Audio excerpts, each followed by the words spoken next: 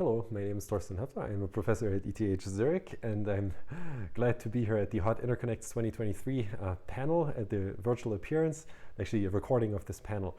So the question in the panel was EtherNet or Ethernot? And I'm in the area, I'm trying to defend EtherNet here and not the NOT. But what does it mean? I mean, EtherNet is a very old topology coming from the 90s, the 80s, that Bob Metcalfe was helping to invent and even got the Turing Award this year for it. So what does it mean, Ethernet? Well, it means many, many things. It has gone through a long development over a long time. But today I would say Ethernet is an ecosystem, a set of technologies that are used to build open interconnects, where a huge market exists where we can compete in that market, and there are many, many, many different players in that market. But it's a malleable technology that has been developed forward over many decades. So what we're going to see in the upcoming AI revolution is probably going to look different from today's Ethernet, but it's going to be still called Ethernet. So I would say Ethernet it'll be, but not the Ethernet as we know it today. It will be the next generation of Ethernet for high performance workloads, high performance and AI workloads. So now, if you look at these future and data center supercomputer workloads, it's really artificial intelligence. So there is no question. I mean, this is going to change the way we do things in society. We are already building the largest seen supercomputers in private industry today to process AI workloads, to train systems of unprecedented scale. Many of those are driven by Ethernet, many of those are driven by other proprietary technologies, but they will probably be taken over by Ethernet, and I will explain why. So what are these cloud AI networks? And how are we using these cloud AI networks to process AI communication patterns? So first of all, what are these AI communication patterns? So I could talk about this for actually half an hour. We have a very nice paper at the bottom here where you can look for a talk where I go into very much detail in this respect. So here in this brief presentation on the panel, I will not be able to go into that much detail. But we have three forms of parallelism: data parallelism, pipeline parallelism, and operator parallelism. And just at a very high level, believe me that each of those are different dimensions of a three-dimensional torus, and if I put them together, the overall communication pattern is a quite interesting three-dimensional toroidal communication pattern. And this is a very specific communication pattern for deep learning. You could turn into this. You can also run a different communication patterns, but you could take advantage of this. If you want to learn more about deep learning workloads, how to actually make them scale, make them efficient, run them on your cell phone, quantize them, and you like listening to me, then you could watch this talk, Scalable and Efficient AI from Supercomputers to Smartphones. It was a keynote at the Federated Computing Research Conference that I also gave at Microsoft Research in a much higher recording quality, but both of those talks are recorded and linked in the SPCL YouTube channel. But now let me get back to clouds and HPC networks, and I'm claiming that these networks are converging. They're converging at a rapid speed. Because they're converging there, because the cloud AI itself is a gravity well. So cloud AI will be the business of the future. Of course, both HPC networks and existing cloud networks, mainly based on Ethernet, both vendor types are competing in this area. And what did we do? We actually founded a consortium, as I'll be talking about in a couple of minutes, to address this, to have an open standard that anybody can freely compete in that area. The open standard is defined to drive the future of AI networking. But let me first talk a little bit about the convergence of hyperscale data center and high-performance computing networks. Actually, a paper that we published 1 year ago in a special issue of the IEEE Computer Journal, together with Ariel Hendel, who used to be a chief architect at Broadcom, one of the major vendors for data center switching, and Duncan Rowath, who used to be at the time at Cray, and now that was purchased by Hewlett Packard Enterprise. But also he was building very large-scale HPC interconnects. So somehow two people from industry building large-scale clouds and large-scale HPC and myself got together trying to understand how this convergence is going forward and what does it actually mean. So what we found is that the difference between HPC and cloud networks is often in design and deployment philosophy, because HPC systems are very often one-off systems that you build, you roll in, and then you remove those. While cloud systems are very often incrementally deployed systems. You buy a bunch of servers, you add some more, your network needs to organically grow with these servers. So this is why in HPC we could live with proprietary networks for a long time, because every generation system has an incompatible network with the previous one, which drives innovation very quickly, but also makes it hard to incrementally deploy. This is why data center providers were bound to EtherNet, which is somehow limiting innovation if you think about it, because you always need to be backwards compatible, but you had an open competitive market in this compatibility business where you had more and more players competing in that market, which itself created a very interesting form of competition and innovation out of that competition. So now these two philosophies actually merge as AI supercomputers in the cloud that are somewhere in between. They're partially incrementally deployable, but many are one-off systems, so it's a very interesting business in some sense. Further, they also differ, cloud and HPC, or hyperscale data centers and HPC, in the operations philosophy, because many HPC systems run to completion jobs. So if they die, it's not as bad. Nobody dies if an HPC dies. You just restart the thing. But cloud data centers run high reliability services, and people may actually die if these services disappear. So they must be always available, and thus they need many replicated instances in the data center workloads, while checkpoint restart is totally enough for HPC workloads. But now, as we are working with large-scale training in the cloud systems also run many more run-to-completion jobs in addition to the high-reliability services. So here, the workload differs, but it's quite interesting. So now, service diversity is another one. Many high-performance computing workloads run relatively similar service workloads, many parallel jobs. In some sense, many of those, or most of those, are MPI, message passing interface jobs, where I spent most of my career actually developing the specification and writing efficient libraries for it. So it's very monotone, very homogeneous in some sense. While in the cloud services, you have all kinds of opaque servers and microservices communicating with different protocols like QUIC, TCP. Some are using MPI, some are using their own versions, like nickel optimized communications at low-level interfaces, and many more. So this is why in the cloud you require a lot of different quality of service rules, such that you can stream video at a fluent rate, or have phone conversations at a fluent rate through the cloud, which is not very relevant for HPC. So now serving LLMs is an interesting one, because there you need very high performance networks, which is typically not cloud networking. They aim at reliability and at consistent performance, but you need to unify the two if you offer LLM services, so quite interesting. And then also the protocol stacks and layers are very different, because in HPC, as we mentioned before, you can use very proprietary networks, and you can discard your stack at every single revision of your system. But really in the cloud data centers, you must have complex multi-traffic protocols, because you need to run the same traffic for, let's say, voice communication, telecommunication, as well as your training workloads, potentially on the same network, which complicates these protocols, while in HPC you just run the same workload together with the same workload. This is also an interesting discussion, is lossy versus lossless. Most HPC systems use lossless networking, while most cloud data center systems use lossy networking. Of course, it varies in the details, and many storage workloads are running over lossless, even in the cloud context, but at the high level, there is still this discrepancy between lossy versus lossless. And now, you can also talk about utilization and applications. So low like noise sensitivity versus like network noise sensitivity versus no network noise sensitivity. We have very interesting talks on our YouTube channel on exactly that. High bandwidth and low latency versus normal bandwidth and high latency in these different deployments. And in some sense, AI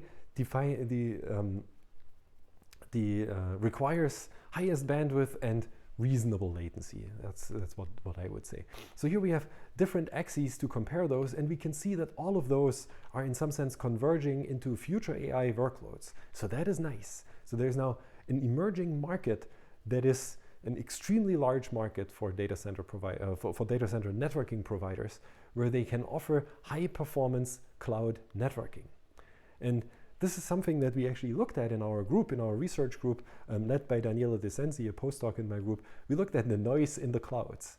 So how do cloud service providers actually perform today for high performance computing workloads? And that's a very interesting study because we compared AWS, Azure, the Google Cloud, as well as Oracle, public cloud service providers, with the systems deployed at CSCS, the ALP system and the Dyn system. So that is a Slingshot 11 system, and the Dyn system is a previous generation Cray Aries system. So both high performance interconnects, and an InfiniBand based system at the Jülich Supercomputing Center. And you can see that Cloud HPC is actually, let me turn on my laser. Yeah. So Cloud HPC, in terms of latency, some of those offerings like the Azure offering and the Oracle offering are competitive or even slightly better than on-prem HPC offerings because they deploy fastest HPC style networks. But then others like the Google Cloud as well as AWS, they offer less expensive services but slightly higher latency and lower performance. You can also see the bandwidths here are not that much different. So actually, many of the cloud service providers are ready to serve high-performance computing workloads, and at this point, it's simply a matter of cost, where we are going, a matter of cost and privacy. And I would recommend you, if you want to know all the details, this is a very, very nice long paper also about noise analysis. I would recommend you to watch this talk by Daniele De Sensi on our YouTube channel to get all the details in a 30-minute talk. But now, I want to go a little bit further into how do we now converge HPC technology into Ethernet, right? Because that's what we need for high-performance cloud networking of the next generation. And you could now argue today that we have RDMA over converged Ethernet, RoCE. So why wouldn't we just go with RoCE? Why would we not just deploy that? Well, because RoCE has many, many pain points, especially at very high utilization. So driving RoCE to a 90+% network utilization is a problem. So many RoCE networks are not operated at that high utilization, but you need it for AI workloads. So we got together with industry leaders. Here in this case, people from HPE, people from Broadcom, people from Google, and people from Microsoft to understand this a little bit better. What are the limitations and what are the actual problems in the RoCE deployments? So what is the problem with data center Ethernet and remote direct memory access for hyperscaler data centers that want to deploy very large-scale AI workloads? A reaction, we identified many of these problems, and they're hard to solve. So what we then went ahead to do is we rallied industry together and to form the Ultra Ethernet Consortium with many of these founding members. Some of those you also find on the paper on the left. And we tried to really design, or we are now in the process of designing, an interconnect that is capable and open, Ethernet based, to be deployed at large scale inside cloud mega data center providers to support the AI needs of future generation systems. So there's a white paper at ultraethernet.org where you can find the overview and motivation of the forthcoming specification. So stay tuned for that specification. In this presentation here, I don't want to talk about that specifically, I just want to mention it, but what I actually want to talk about is the limitations that we identified in this paper. So I want to give you a little bit of a feel, what are the issues for hyperscalers of RDMA?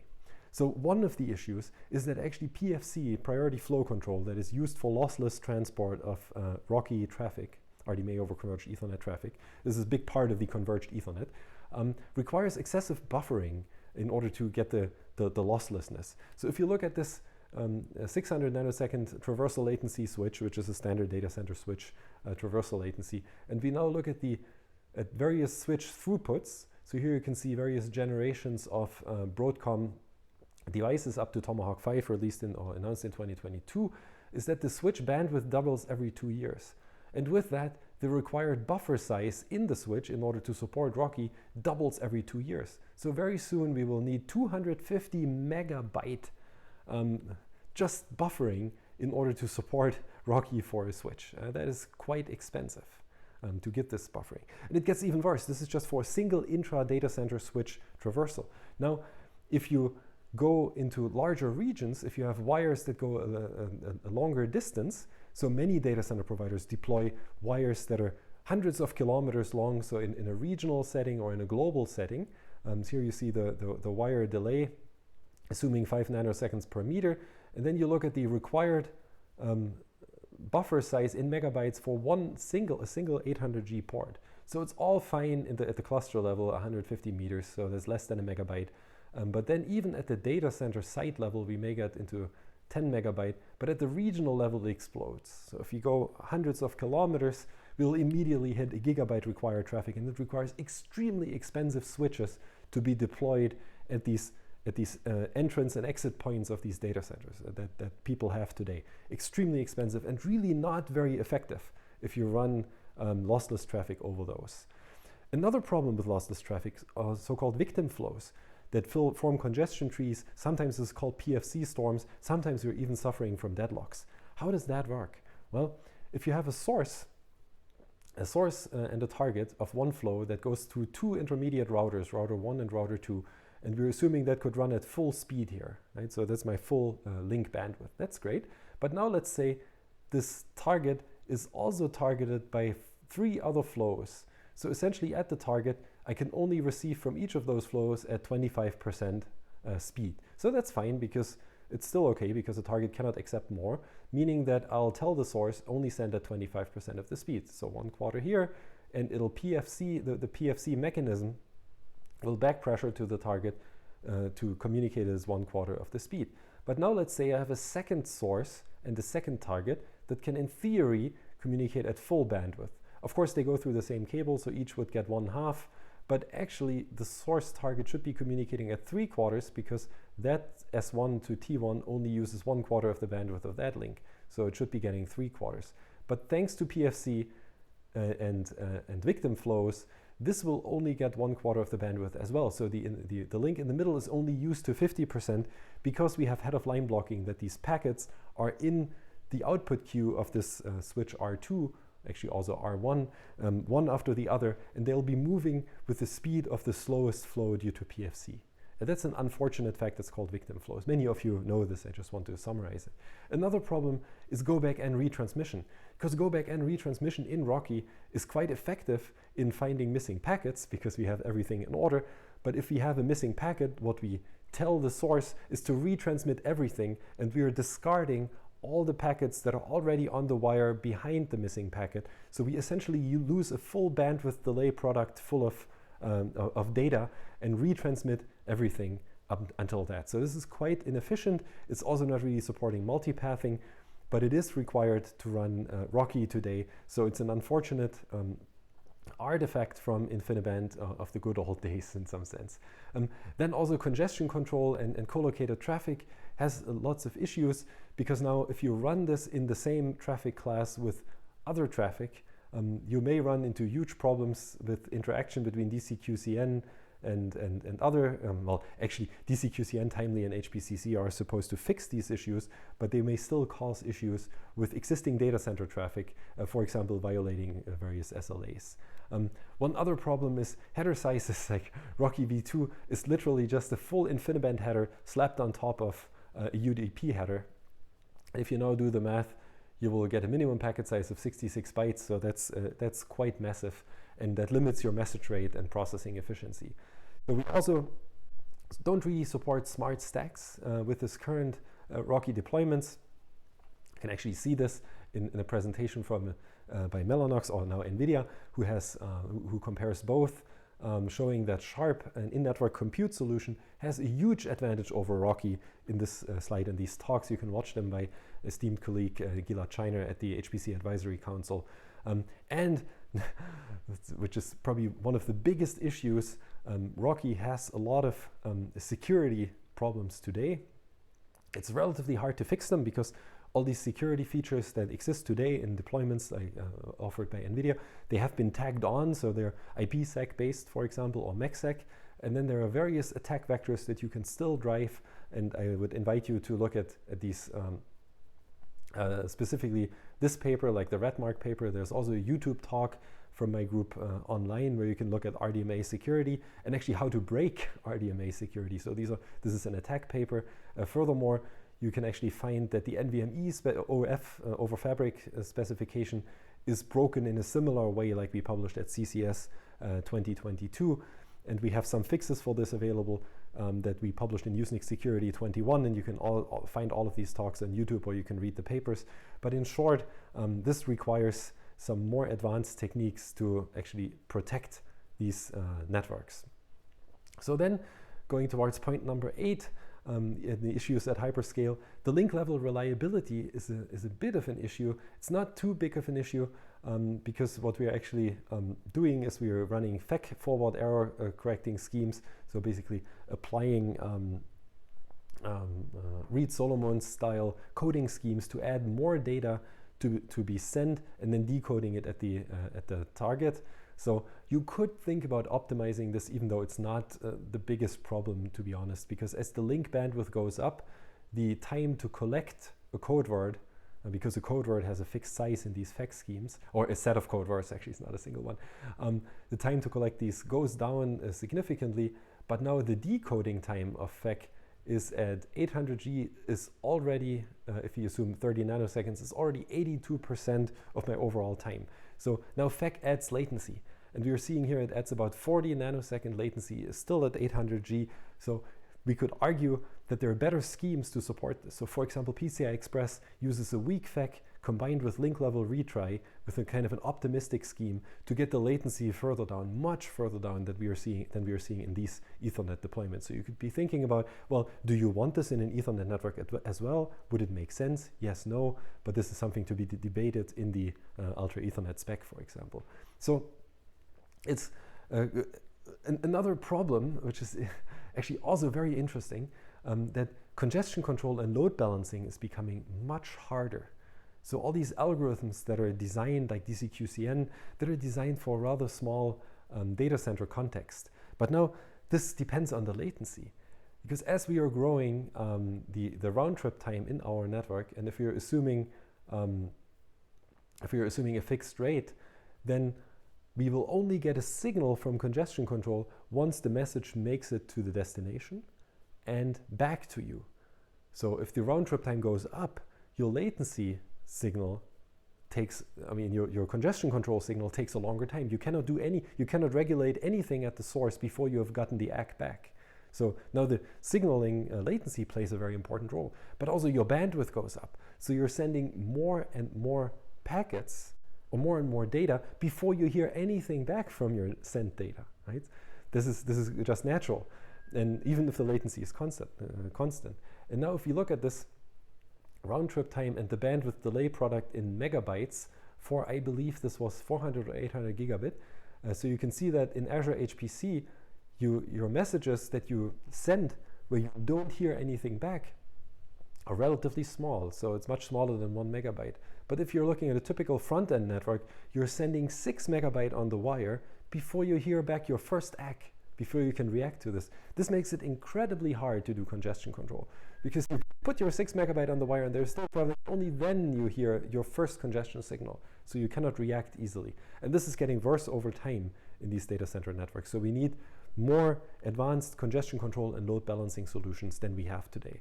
So just to conclude here, what I would mention is that cloud and data center networks, or hyperscale networks and high performance computing networks are converging. So this is just a fact of life, and we are outlining various ways of how they converge, driven by the artificial intelligence gravity well. So a reaction here is that the formation of the Ultra Ethernet Consortium, because we found that Rocky would not fix those issues for us. So we are attempting to design or define a new data center interconnect in the Ultra Ethernet form with a consortium of many companies. Just recently, dozens of new companies joined the forum to define that next generation specification. And then I outlined 10 issues today faced by hyperscale networks that, of course, Ultra Ethernet is set out to solve. I cannot tell you about the solutions yet, but I hope the spec will be published relatively soon, and you can read the white paper for a very high-level overview. And here I gave you just 2 of those examples in there. So In case you want to know more, in case you want to follow this whole development, follow me on Twitter. I'm always pasting news here. For example, here's a summary of the features that we were discussing in the forum. Not enough yet to have a full talk, but it's going to be very interesting in the future. And of course, everybody is welcome to join. So this is an open forum. If you're a company building networks in that space, you should definitely join the forum to see at least what's going on and also participate in the process. Well, thank you very much.